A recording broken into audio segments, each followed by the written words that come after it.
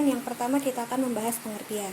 Regresi linier berganda atau multiple linear regression adalah model regresi linier yang melibatkan lebih dari satu variabel bebas. Regresi ini merupakan metode yang digunakan untuk memodelkan hubungan linier antara variabel terikat dengan dua atau lebih variabel bebas. Kemudian model regresi linier berganda. Model regresi linier berganda yang terdiri dari P buah variabel bentuknya adalah seperti yang tertera pada slide ini. Lambangnya itu dilambangkan dengan bentuk Y yang Y topi, dan bentuk persamaannya adalah beta 0 ditambah beta 1x1i ditambah beta 2x2i ditambah titik-titik ditambah beta p x pi ditambah epsilon i, dimana i-nya itu merupakan bilangan yang terdiri dari angka 1, 2, 3 sampai n. Nah, nilai yang tadi saya sebutkan ini akan kita taksir sehingga modelnya menjadi seperti berikut.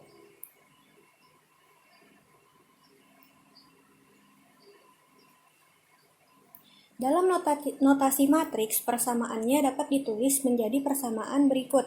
Y sama dengan X beta ditambah epsilon. Dengan bentuk matriks Y-nya seperti ini, X-nya seperti ini, betanya, dan juga epsilonnya. Kemudian ada asumsi klasik regresi linier berganda. Seperti halnya uji parametris yang lain, maka regresi linier ini juga mempunyai syarat atau asumsi klasik yang harus terpenuhi, di mana asumsi klasik tersebut terdiri dari data interval atau rasio, linearitas, normalitas, non-outlier, homoskedastisitas, non-multikolinearitas, dan non-autokolerasi. Selanjutnya kita akan membahas satu-satu dari masing-masing asumsi klasik ini. Yang pertama ada data interval atau rasio. Skala data semua variabel, terutama variabel terikat, adalah interval atau rasio. Asumsi ini tidak perlu kita uji. Kita cukup pastikan bahwa data yang kita gunakan adalah data interval atau data rasio. Kemudian linearitas. Ada hubungan linear antara variabel bebas dengan variabel terikat. Ini adalah fungsi dari linearitas. Kita akan mengetahui apakah ada hubungan linear antara variabel bebas dan juga variabel terikat. Asumsi linearitas ini diuji dengan uji linearitas regresi, misalnya dengan menggunakan kurva estimasi. Dengan kurva estimasi, kita bisa menentukan ada hubungan linear atau tidak dengan melihat nilai p-value. Jika nilai p-value-nya kurang dari 0,05, maka artinya terdapat hubungan linear antara variabel bebas dan juga variabel terikat. Kemudian ada normalitas residual. Residual itu adalah beda antara Y dengan Y prediksi. Y adalah variabel terikat, sedangkan Y prediksi adalah Y hasil persamaan regresi yang dibuat. Sehingga residual dibangun dengan rumus Y dikurang Y prediksi. Asumsi normalitas pada regresi linear ini terletak pada residualnya, bukan pada data per variabelnya. Untuk mengujinya, kita dapat menguji dengan metode uji normalitas seperti uji Shapiro-Wilk, Lilliefors atau Kolmogorov, Anderson-Darling, Riemann-Joyner, dan berbagai uji normalitas lainnya. Uji normalitas ini dapat dilakukan dengan dua cara, yaitu dengan membaca grafik dan juga dengan pendekatan explore pada residual. Kemudian selanjutnya ada non-outlier. Outlier ini disebut juga dengan data pencilan atau data yang nilainya ekstrim atau data yang lain daripada lainnya. Batasan outlier atau tidak bisa kita lihat dari nilai absolute studentized residual. Jika nilai tersebut lebih dari 3, maka sampel atau observasi yang dimaksud menjadi outlier. Kemudian ada homoskedastisitas.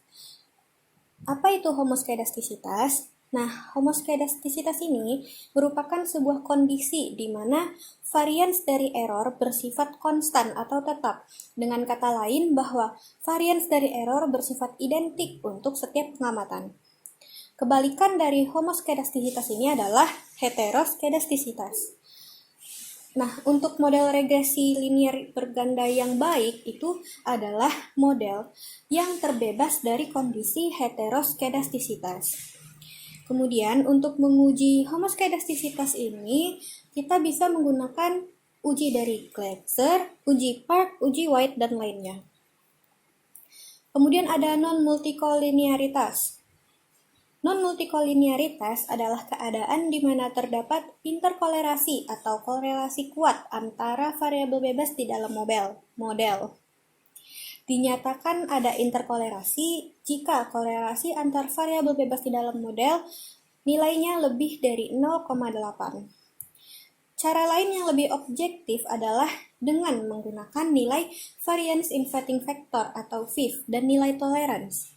Dikatakan ada multikolinearitas jika nilai VIF-nya lebih dari 10 dan nilai toleransinya kurang dari 0,01. Untuk rumus VIF dapat kita lihat seperti yang tertera pada slide ini, yaitu 1/1 dikurang RJ kuadrat, di mana RJ ini merupakan koefisien determinasi dari regresi variabel bebas ke J. Selanjutnya ada non-autokolerasi. Autokolerasi dapat diartikan bahwa terdapat kolerasi antar waktu. Autokolerasi ini sering terjadi pada regresi linear berganda dengan data time series atau data runtun waktu. Contoh dari runtun waktu itu adalah saham sebuah perusahaan per bulan dari tahun 2012 sampai dengan 2017. Nah, itu dia contoh bentuk dari runtun waktu. Untuk menguji autokorelasi, kita dapat dengan menggunakan nilai Darwin-Watson atau DW dan Rantes. Jika kita menggunakan nilai Darwin-Watson, maka dikatakan tidak ada korelasi jika nilai Darwin-Watson hitung lebih dari batas atas Darwin-Watson tabel dan 4 dikurang Darwin-Watson hitung lebih dari batas atas Darwin-Watson tabel. Selanjutnya kita akan membahas estimasi parameter model regresi linear berganda. Estimasi ini bertujuan untuk mendapatkan model regresi linear berganda yang akan digunakan dalam analisis. Biasanya menggunakan metode kode terkecil atau disebut juga dengan ordinary least square atau OLS dan metode kemungkinan maksimum. Metode OLS ini memiliki tujuan untuk meminimumkan jumlah kuadrat error. Berdasarkan persamaan yang pertama tadi, didapat penaksir atau estimator OLS untuk beta bentuknya adalah sebagai berikut. Beta sama dengan X pangkat TX dipangkatkan negatif 1 dikali X pangkat TY. Nah, persamaan ini merupakan penaksir yang tidak bias, linear, dan terbaik atau best linear unbiased estimator atau biasa dikenal juga dengan BLUE. Kemudian ada metode kuadrat terkecil atau OLS.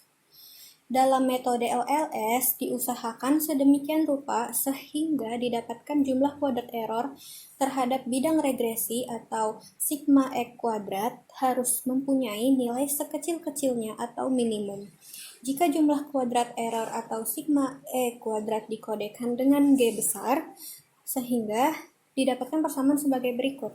G besar sama dengan sigma error kuadrat atau sigma YI min B0 min BI min B1 X1 min B2 X2 dikuadratkan. Kita lihat persamaan yang sebelumnya, apabila diturunkan apabila persamaan tadi kita turunkan terhadap B0, maka bentuk persamaannya akan menjadi seperti ini.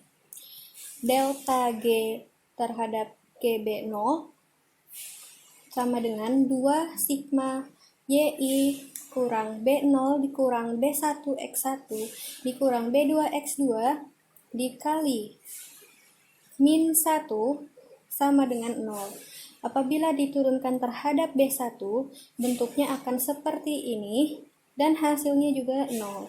Apabila diturunkan terhadap B2, maka bentuknya akan seperti yang tertera di layar dan hasilnya juga akan 0. Kemudian kita perhatikan faktor pengali yang berada di sebelah kiri tanda sama dengan.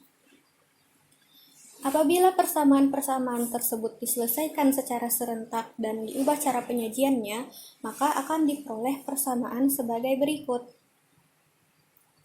Sigma YI dikurang sigma B0 dikurang B1 dikali sigma X1 dikurang B2 dikali sigma X2 sama dengan 0. Sigma YI X1 dikurang B0 sigma X1 dikurang B1 sigma X1 kuadrat dikurang B2 sigma X1 X2 sama dengan 0. Sigma YI X2 dikurang B0 sigma X2 dikurang B1 sigma X1 X2 dikurang B2 sigma X2 kuadrat sama dengan 0. Persamaan-persamaan di atas dapat ditentukan nilai B0 yaitu dengan membagi persamaan dengan jumlah pengamatannya atau N, sehingga didapatkan bentuk persamaannya sebagai berikut, yaitu sigma YI dikurang NB0 dikurang B1 sigma X1 dikurang B2 sigma X2. Kemudian persamaan ini akan kita bagi dengan N yang hasilnya menjadi Y sama dengan B0 dikurang B1 X1 dikurang B2 X2 sama dengan 0, sehingga hasil akhirnya adalah B0 sama dengan Y dikurang B1 X1 dikurang B2 X2.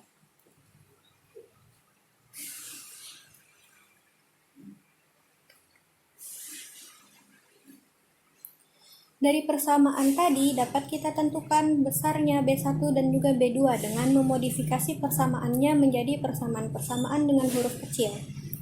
Kemudian di layar ini sudah tertera bentuk hubungan antara X besar dan Y besar dengan X kecil dan Y kecil. Seperti yang ada di dalam slide ini.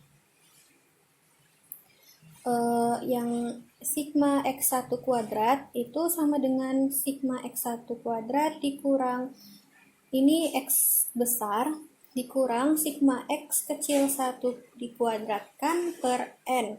Yang ini disebut juga dengan JK X1. Sigma X2 kuadrat disebut dengan JK X2. Dan seterusnya. Dengan menggunakan semua persamaan tersebut, maka perhitungan nilai B0, B1, dan B2 akan menjadi sebagai berikut. B1 sama dengan sigma X2 kuadrat dikali sigma X1Y dikurang sigma X1 X2 dikali sigma X2Y per sigma X1 kuadrat dikali sigma X2 kuadrat dikurang sigma X1 X2 dikuadratkan. Kemudian untuk B2-nya, sigma X1 kuadrat dikali sigma X2Y dikurang sigma X1 X2 dikali sigma X1Y per sigma X1 kuadrat dikali sigma X2 kuadrat dikurang sigma X1 X2 dikuadratkan. Dan untuk B0 itu bentuknya adalah sigma Y per N dikurang B1 dikali sigma X1 per N dikurang B2 dikali sigma X2 per N. Kemudian kita akan membahas uji simultan atau uji F. Langkah-langkahnya yang kita lakukan untuk menguji simultan ini, yang pertama adalah membuat hipotesis. Bentuk hipotesisnya untuk hipotesis 0 atau H0 itu adalah beta 1 sama dengan beta 2 sama dengan titik-titik sama dengan beta P-1 sama dengan 0. Untuk H1-nya, tidak semua beta K sama dengan 0. Untuk K-nya adalah 1, 2, dan sampai P-1. Atau bisa juga bentuk H0-nya adalah variabel X1, X2, sampai XK secara simultan tidak berpengaruh terhadap variabel tidak bebas. Dan bentuk H1-nya, variabel X1, X2, sampai XK secara simultan berpengaruh terhadap variabel tidak bebas. Kemudian langkah kedua yaitu menentukan tingkat signifikansi atau alfa. Nah, biasanya tingkat signifikansi atau alfa ini yang sering digunakan dalam penelitian besarnya adalah 5% atau 0,05. Langkah yang ketiga yaitu menentukan statistik uji. Statistik uji yang digunakan dalam uji F ini adalah bentuknya sebagai berikut. F sama dengan RKR per RKE, di mana RKR itu adalah Rata-rata kuadrat regresi yang nilainya diperoleh dari tabel analisis varians, dan RKE adalah rata-rata kuadrat error dan nilainya juga dapat diperoleh dari tabel analisis varians. Langkah yang keempat yaitu menentukan daerah kritis atau penolakan H0. Daerah kritis yang digunakan adalah H0 ditolak apabila nilai F hitung lebih dari F tabel. Selain dari daerah kritis yang tadi saya sebutkan, dapat juga kita gunakan daerah kritis lain, yaitu jika nilai peluang atau nilai signifikansinya kurang dari nilai tingkat signifikansi atau alfa, maka H0-nya ditolak. Kemudian yang terakhir adalah menarik kesimpulan. Selanjutnya ada uji parsial atau uji T. Langkah yang pertama, yaitu sama dengan uji F, kita membuat hipotesis terlebih dahulu. Bentuk hipotesis nolnya adalah beta K sama dengan 0. Hipotesis satunya adalah beta K tidak sama dengan 0 untuk K sama dengan 1, 2, sampai P-1. Atau bisa juga bentuknya H0 yaitu variabel bebas ke K tidak berpengaruh terhadap variabel tidak bebas, dan bentuk H1-nya variabel bebas ke K berpengaruh terhadap variabel tidak bebas untuk K-nya 1, 2, sampai P-1. Langkah kedua yaitu menentukan tingkat signifikansi atau alfa. Sama dengan uji sebelumnya, biasanya tingkat signifikansi atau alfa yang digunakan dalam penelitian itu besarnya adalah 5% atau 0,05. Kemudian langkah ketiga yaitu menentukan uji statistik. Nah, dalam uji T, uji statistik yang digunakan adalah T sama dengan BK per standar deviasi dari BK, di mana BK ini adalah nilai taksiran parameter beta K yang diperoleh dari OLS. Kemudian yang keempat yaitu menentukan daerah kritis atau daerah penolakan H0. Daerah kritis yang digunakan adalah H0 ditolak apabila nilai T hitung lebih besar dari T tabel. Selain dari daerah kritis tadi, dapat juga digunakan daerah kritis yang lain, yaitu jika nilai peluang atau nilai signifikansinya kurang dari tingkat signifikansi atau alfa, maka H0-nya ditolak. Kemudian langkah terakhir adalah menarik kesimpulan. Selanjutnya ada uji koefisien determinasi atau R-square. Rumus umum dari R-square ini adalah jumlah kuadrat regresi dibagi dengan jumlah kuadrat total. Koefisien determinasi berganda R-square dari regresi 3 variabel dengan model persamaan regresi B0 ditambah B1X1I ditambah B2X2I ditambah titik-titik ditambah BPXPI ditambah epsilon I dapat didefinisikan sebagai berikut. R sama dengan B1 sigma X1Y ditambah B2 sigma X2Y per sigma Y kuadrat. Nah, sekian untuk materi regresi linier berganda. Kemudian selanjutnya akan dibahas contoh kasusnya.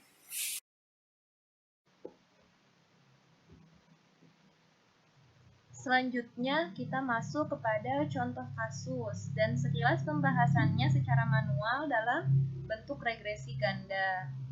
Di sini contoh kasusnya yaitu terdapat seorang mahasiswa jurusan statistika di Bekasi Timur akan meneliti apakah terdapat pengaruh umur dan berat badan bayi terhadap panjang tubuh bayi. Untuk keperluan penelitian tersebut, diambil 9 sampel bayi secara acak yang telah dilakukan pengukuran sebelumnya. Kemudian di sini terdapat data yang telah dikumpulkan, terdiri dari 9 sampel bayi dengan panjang bayi dimisalkan oleh variabel Y dalam bentuk cm, umur bayi dimisalkan dengan variabel X1 dalam hari, dan bobot lahir bayi dimisalkan dengan variabel X2 dalam satuan kilogram. Kemudian di sini terdapat analisis data. Nah, yang pertama yang harus kita lakukan dalam analisis data yaitu menentukan persamaan regresi ganda dengan metode kuadrat terkecil atau OLS. Kebetulan di sini kami menggunakan metode tersebut.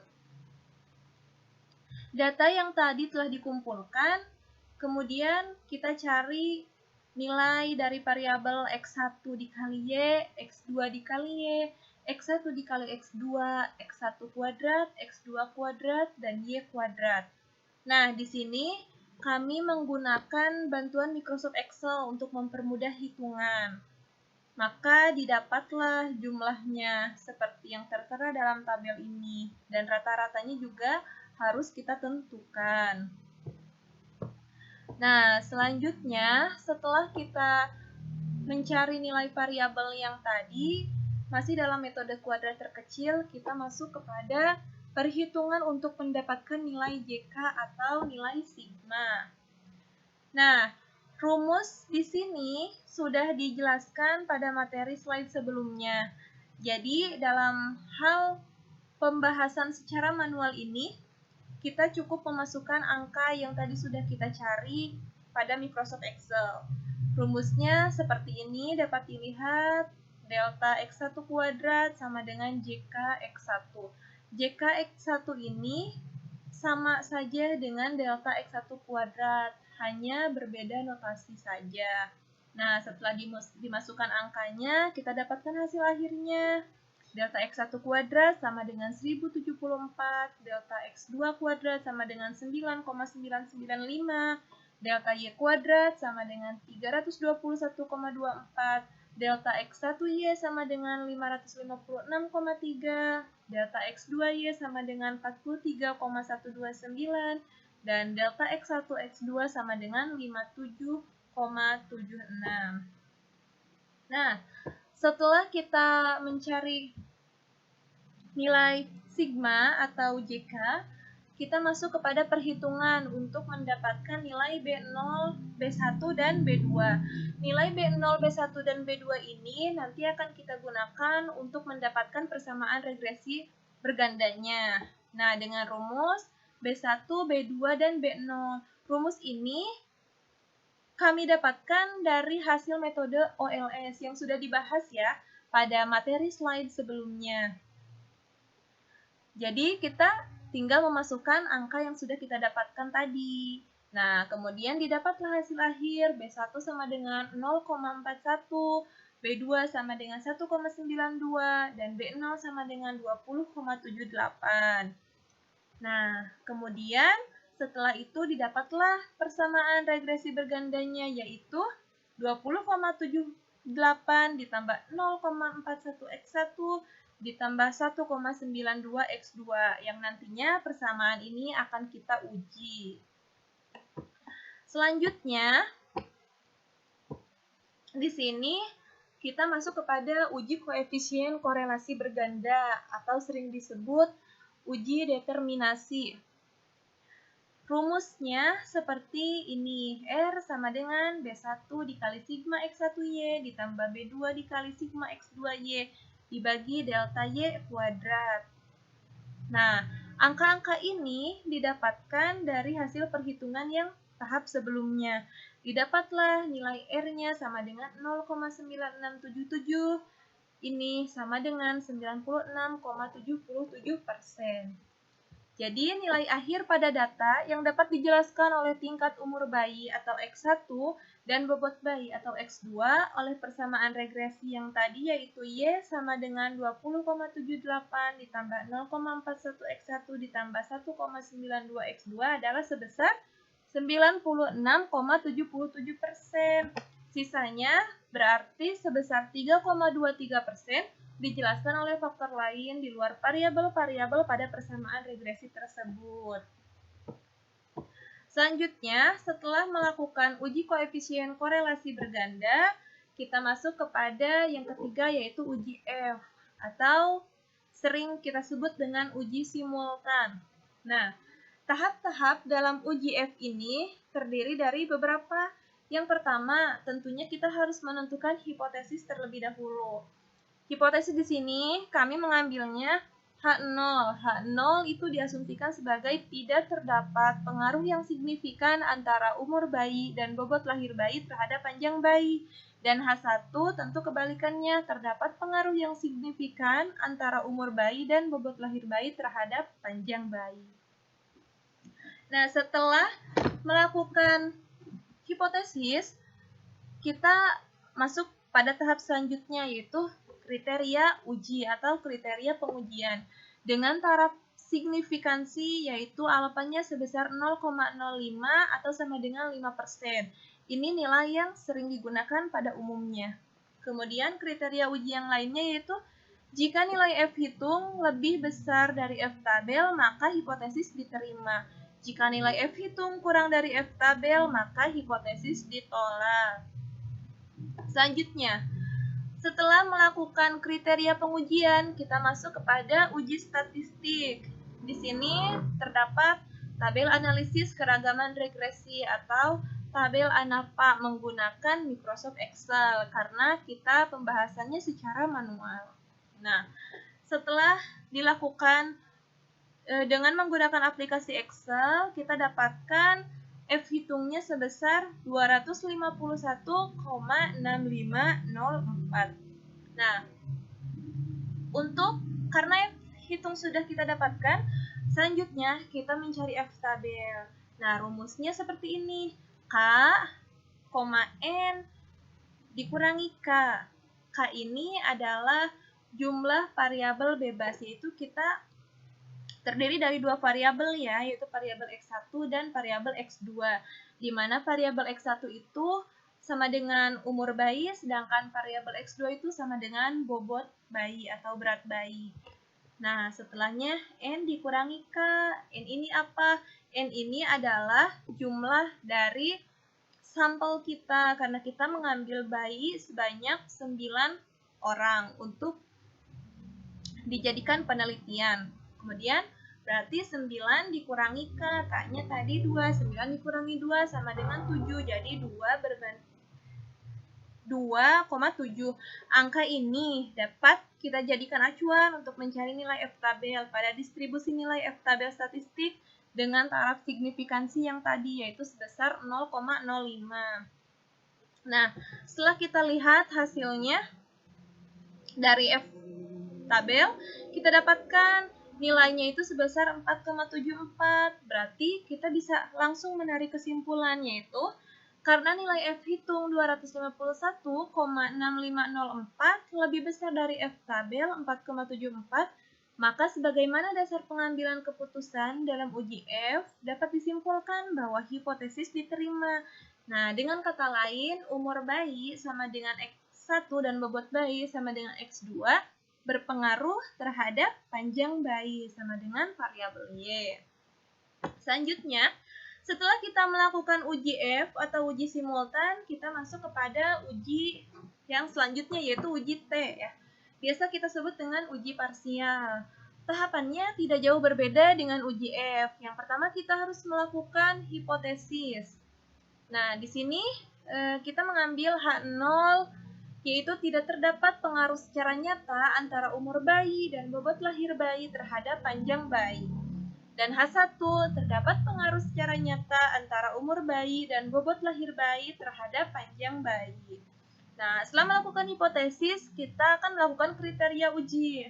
Taraf signifikansinya sama 0,05 sama dengan 5% yang biasa pada umumnya digunakan ya. Nah, H0 ditolak bila T hitung lebih besar dari T tabel, atau H0 ditolak bila nilai peluang atau sig kurang dari tingkat signifikansi atau alfa, dan H0 diterima bila T hitung kurang dari T tabel. Selanjutnya, setelah melakukan kriteria pengujian, masih pada uji parsial, kita akan melakukan tahap yaitu statistika uji. Di sini terdapat rumus dari T hitung B1 sama dengan B1 dibagi SB1 dan T hitung untuk B2 sama dengan B2 dibagi SB2. Rumus ini sudah kita bahas pada materi sebelumnya ya, jadi kita hanya tinggal menggunakannya saja. Nah, yang pertama dilakukan yaitu pengujian pada B1.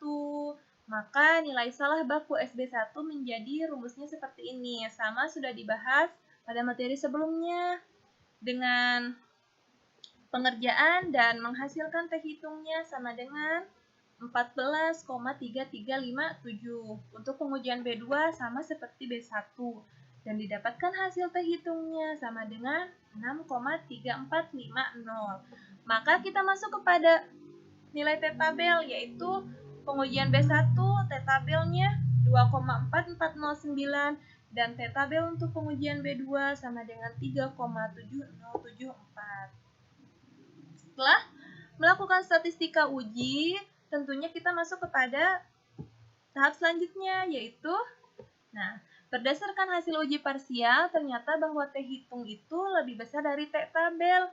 Maka nilai B1 menunjukkan bahwa baik umur bayi X1 maupun bobot bayi X2 berpengaruh nyata atau P kurang dari 0,05 terhadap panjang bayi atau variabel Y secara individu dalam kebersamaan. Nah, kemudian tahap terakhir bisa kita tarik kesimpulan. Jadi dapat kita ambil kesimpulan dari hasil pengujian yang dilakukan dengan uji T memberikan petunjuk bahwa setiap umur bayi atau variabel X1 dan bobot bayi atau variabel X2 memberikan pengaruh yang nyata terhadap panjang bayi atau variabel Y. Nah, cukup mudah dan menyenangkan ya. Setelah mendapatkan materi dan menyelesaikan latihan soal tentang regresi linear berganda, terkesan mudah dan menyenangkan. Nah, sekian video yang dapat disampaikan. Terima kasih semuanya. Semoga video ini dapat membantu kita untuk lebih menguasai ya tentang regresi linear berganda. Jangan lupa like dan subscribe channel YouTube ini. Sampai jumpa. Wassalamualaikum warahmatullahi wabarakatuh.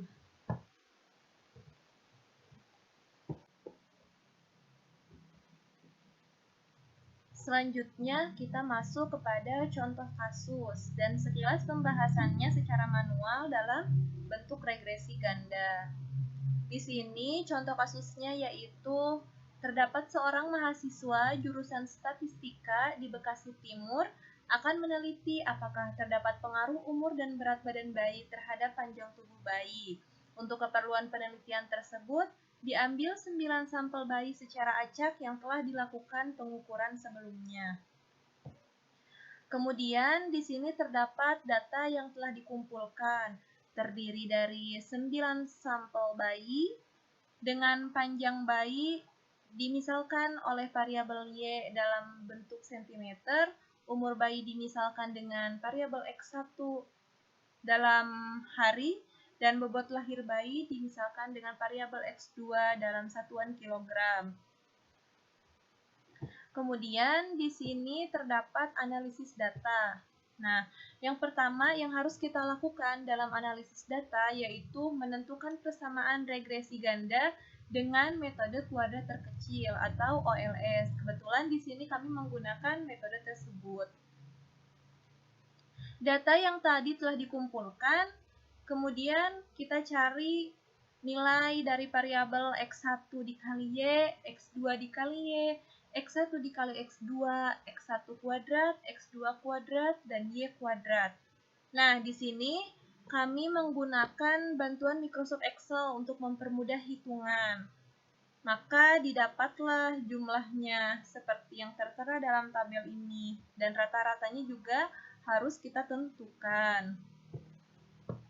Nah, selanjutnya setelah kita mencari nilai variabel yang tadi, masih dalam metode kuadrat terkecil, kita masuk kepada perhitungan untuk mendapatkan nilai JK atau nilai sigma. Nah, rumus di sini sudah dijelaskan pada materi slide sebelumnya. Jadi, dalam hal pembahasan secara manual ini, kita cukup memasukkan angka yang tadi sudah kita cari pada Microsoft Excel. Rumusnya seperti ini dapat dilihat delta X1 kuadrat sama dengan JK X1. JK X1 ini sama saja dengan delta X1 kuadrat, hanya berbeda notasi saja. Nah, setelah dimasukkan angkanya, kita dapatkan hasil akhirnya. Delta X1 kuadrat sama dengan 1074, delta X2 kuadrat sama dengan 9,995, delta Y kuadrat sama dengan 321,24, delta X1Y sama dengan 556,3, delta X2Y sama dengan 43,129, dan delta X1 X2 sama dengan 57,76. Nah, setelah kita mencari nilai sigma atau JK, kita masuk kepada perhitungan untuk mendapatkan nilai B0, B1, dan B2. Nilai B0, B1, dan B2 ini nanti akan kita gunakan untuk mendapatkan persamaan regresi bergandanya. Nah, dengan rumus B1, B2, dan B0.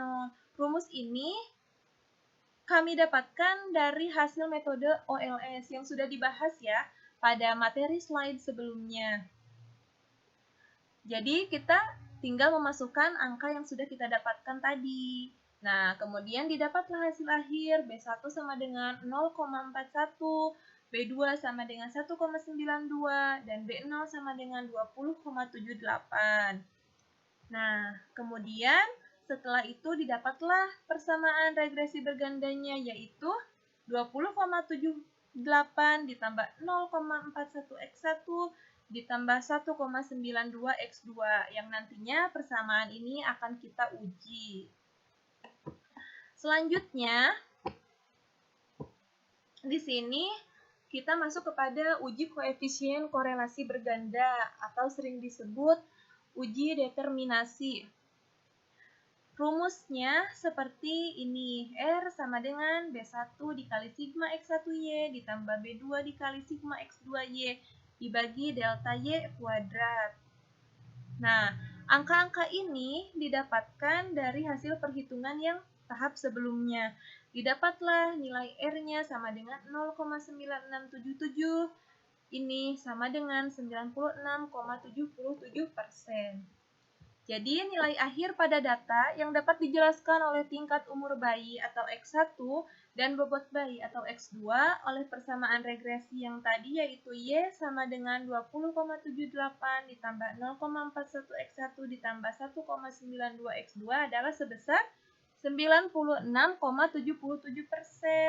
Sisanya berarti sebesar 3,23% dijelaskan oleh faktor lain di luar variabel-variabel pada persamaan regresi tersebut.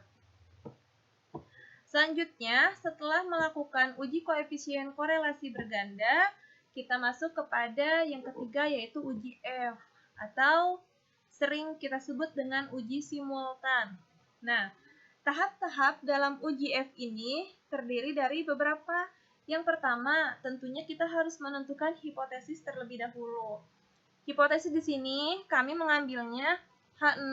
H0 itu diasumsikan sebagai tidak terdapat pengaruh yang signifikan antara umur bayi dan bobot lahir bayi terhadap panjang bayi. Dan H1 tentu kebalikannya, terdapat pengaruh yang signifikan antara umur bayi dan bobot lahir bayi terhadap panjang bayi. Nah, setelah melakukan hipotesis, kita masuk pada tahap selanjutnya yaitu kriteria uji atau kriteria pengujian dengan taraf signifikansi yaitu alfanya sebesar 0,05 atau sama dengan 5%. Ini nilai yang sering digunakan pada umumnya. Kemudian kriteria uji yang lainnya yaitu jika nilai F hitung lebih besar dari F tabel maka hipotesis diterima. Jika nilai F hitung kurang dari F tabel maka hipotesis ditolak. Selanjutnya, setelah melakukan kriteria pengujian, kita masuk kepada uji statistik. Di sini terdapat tabel analisis keragaman regresi atau tabel ANAPA menggunakan Microsoft Excel karena kita pembahasannya secara manual. Nah, setelah dilakukan dengan menggunakan aplikasi Excel, kita dapatkan F hitungnya sebesar 251,6504. Nah, karena F hitung sudah kita dapatkan, selanjutnya kita mencari F tabel. Nah, rumusnya seperti ini. K, N dikurangi K. K ini adalah jumlah variabel bebas, yaitu kita terdiri dari dua variabel ya, yaitu variabel X1 dan variabel X2. Di mana variabel X1 itu sama dengan umur bayi, sedangkan variabel X2 itu sama dengan bobot bayi atau berat bayi. Nah, setelahnya N dikurangi K. N ini apa? N ini adalah jumlah dari sampel kita, karena kita mengambil bayi sebanyak 9 orang untuk dijadikan penelitian. Kemudian berarti 9 dikurangi K, K-nya tadi 2, 9 dikurangi 2 sama dengan 7, jadi 2,7. Angka ini dapat kita jadikan acuan untuk mencari nilai F tabel pada distribusi nilai F tabel statistik dengan taraf signifikansi yang tadi, yaitu sebesar 0,05. Nah, setelah kita lihat hasilnya dari F tabel, kita dapatkan nilainya itu sebesar 4,74. Berarti kita bisa langsung menarik kesimpulan, yaitu karena nilai F hitung 251,6504 lebih besar dari F tabel 4,74, maka sebagaimana dasar pengambilan keputusan dalam uji F, dapat disimpulkan bahwa hipotesis diterima.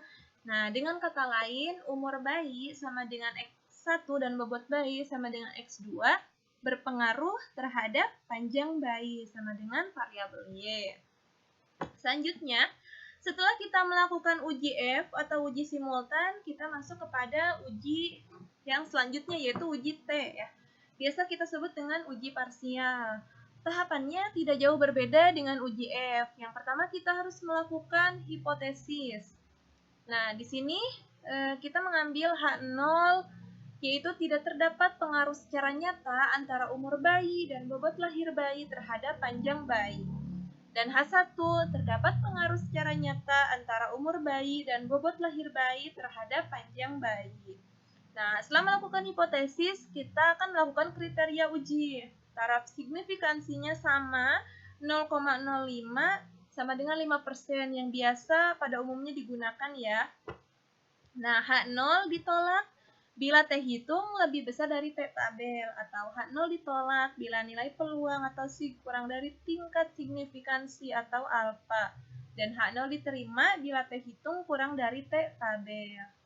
Selanjutnya, setelah melakukan kriteria pengujian, masih pada uji parsial, kita akan melakukan tahap yaitu statistika uji.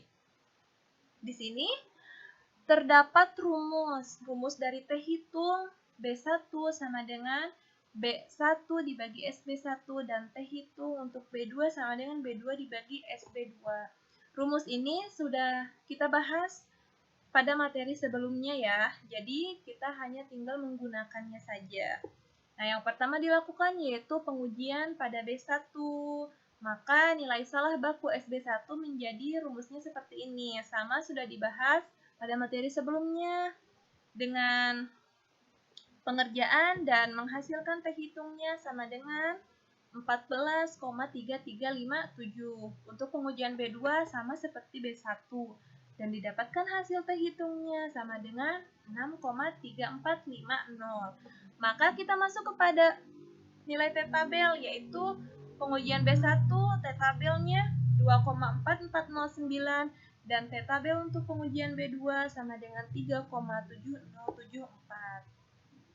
Setelah melakukan statistika uji, tentunya kita masuk kepada tahap selanjutnya, yaitu berdasarkan hasil uji parsial, ternyata bahwa T hitung itu lebih besar dari T tabel. Maka nilai B1 menunjukkan bahwa baik umur bayi X1 maupun bobot bayi X2 berpengaruh nyata atau P kurang dari 0,05 terhadap panjang bayi atau variabel Y secara individu dalam kebersamaan. Nah, kemudian tahap terakhir bisa kita tarik kesimpulan. Jadi dapat kita ambil kesimpulan dari hasil pengujian yang dilakukan dengan uji T memberikan petunjuk bahwa setiap umur bayi atau variabel X1 dan bobot bayi atau Variabel X2 memberikan pengaruh yang nyata terhadap panjang bayi atau variabel Y. Nah, cukup mudah dan menyenangkan ya. Setelah mendapatkan materi dan menyelesaikan latihan soal tentang regresi linear berganda, terkesan mudah dan menyenangkan. Nah, sekian video yang dapat disampaikan. Terima kasih semuanya. Semoga video ini dapat membantu kita untuk lebih menguasai ya tentang regresi linear berganda. Jangan lupa like dan subscribe channel YouTube ini. Sampai jumpa. Wassalamualaikum warahmatullahi wabarakatuh.